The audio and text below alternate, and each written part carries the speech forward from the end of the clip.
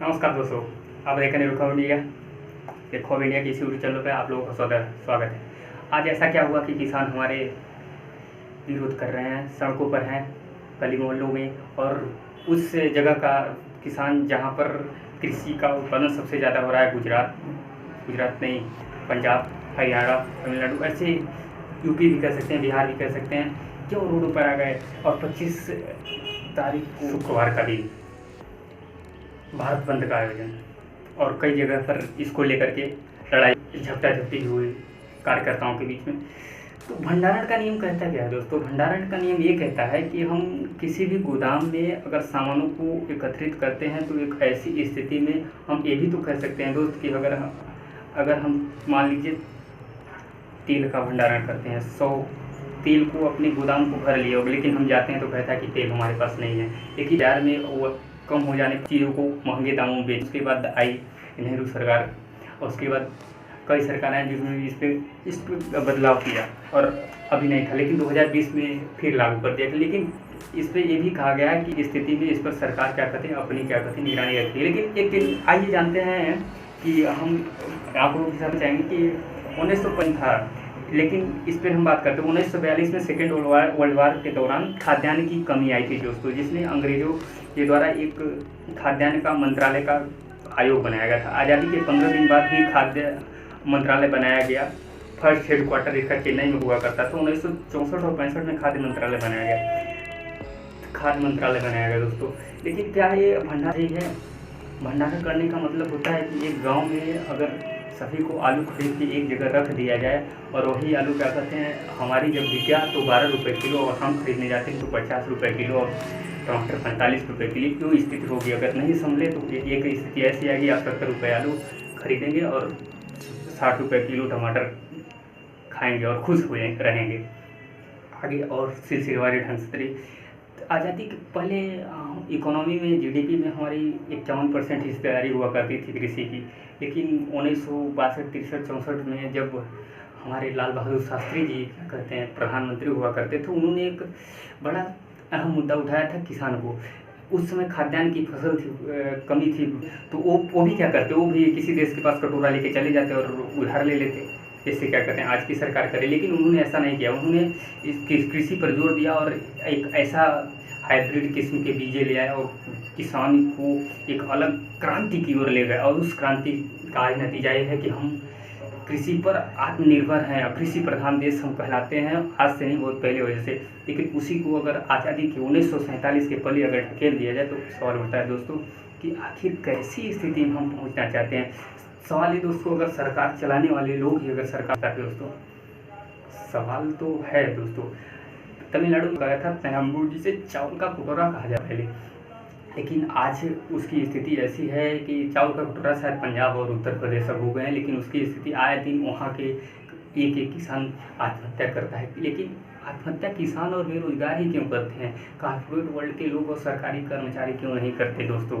इस पर हम जानना चाहेंगे। आज़ादी के बाद से 21% आय किसानों का बढ़ गया है, 121% सरकारी कर्मचारियों का बढ़ गया है। आप कभी ये नहीं सुने होंगे कि सरकारी मास्टर, नौकरी वाला फांसी लगा रहा है, आत्महत्या कर रहा है। किसान और बेरोजगार और स्टूडेंट ही क्यों लगा रहे हैं?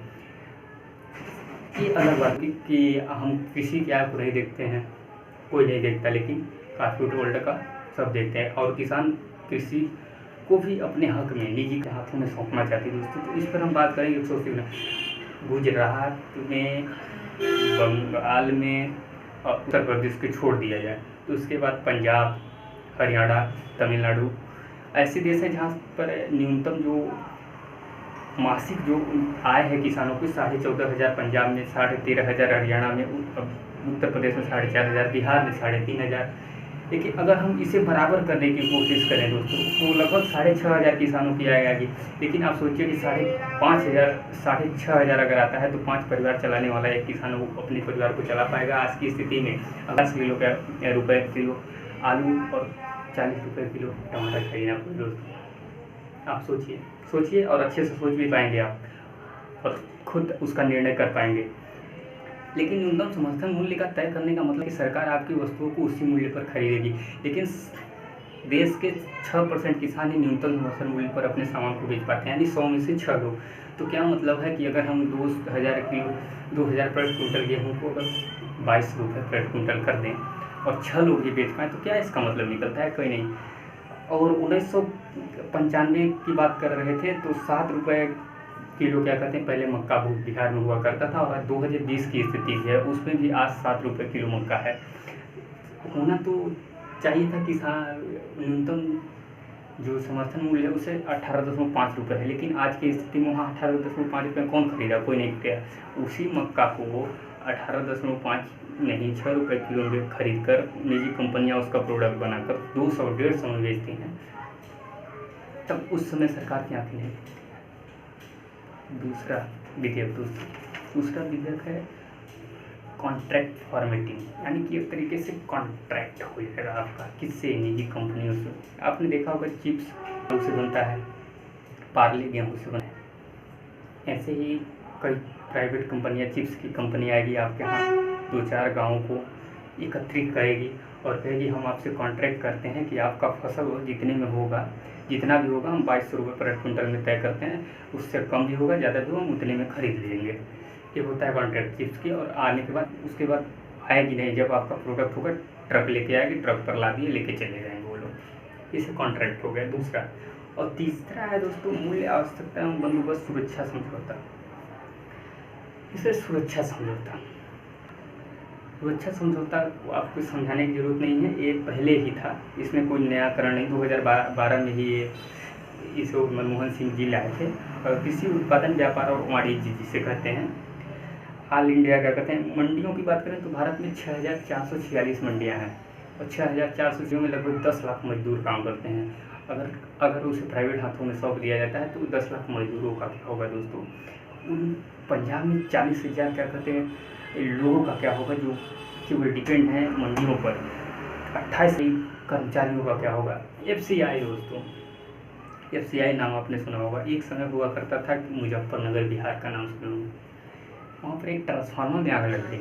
ट्रांसफार्मर में आग लगने की वजह से वहाँ के लोगों ने धरना दिया, लगभग 1 लाख लोग रोड पर आ गए और बोट क्लब मुंबई में दिल्ली में जा कर के लोगों ने मोर्चा निकाला और उनकी आवाज़ सुनी गई। लेकिन आज ऐसी स्थिति नहीं है। एक तो कोरोना के डर से हमें बताया जा रहा है और सरकार उसी का फ़ायदा, कोरोना का ही फ़ायदा उठा रही है और हमें हमारे ऊपर जुल्म बसाया जा रहा है।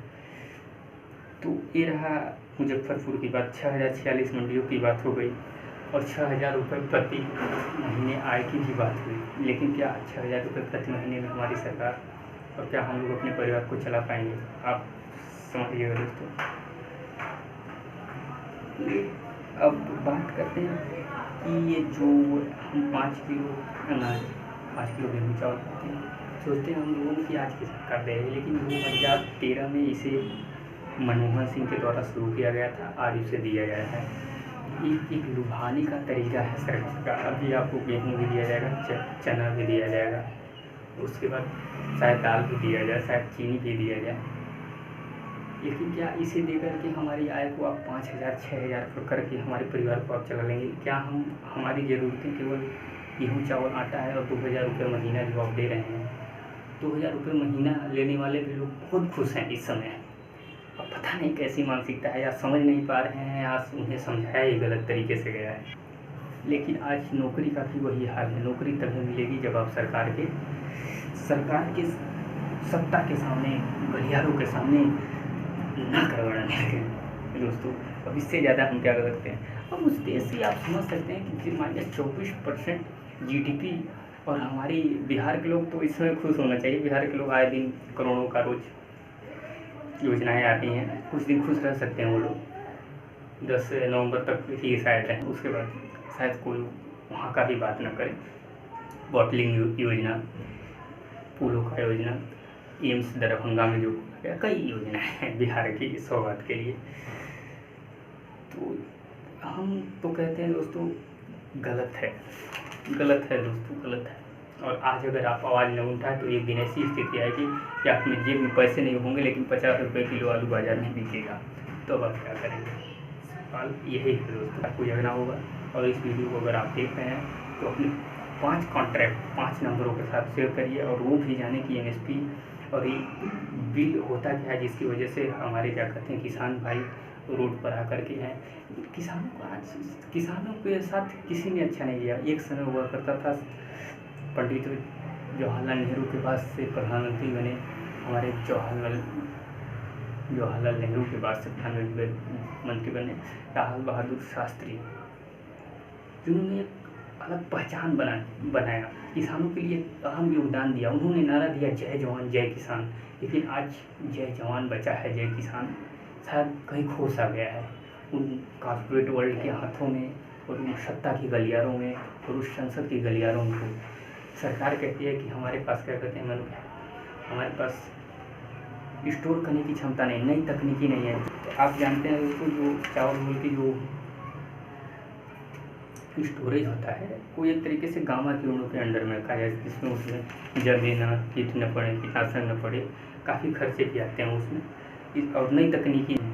लेकिन अगर संसद की बात करें दोस्तों, हम संसद में 12,000 कैटेगरी के फूल हैं।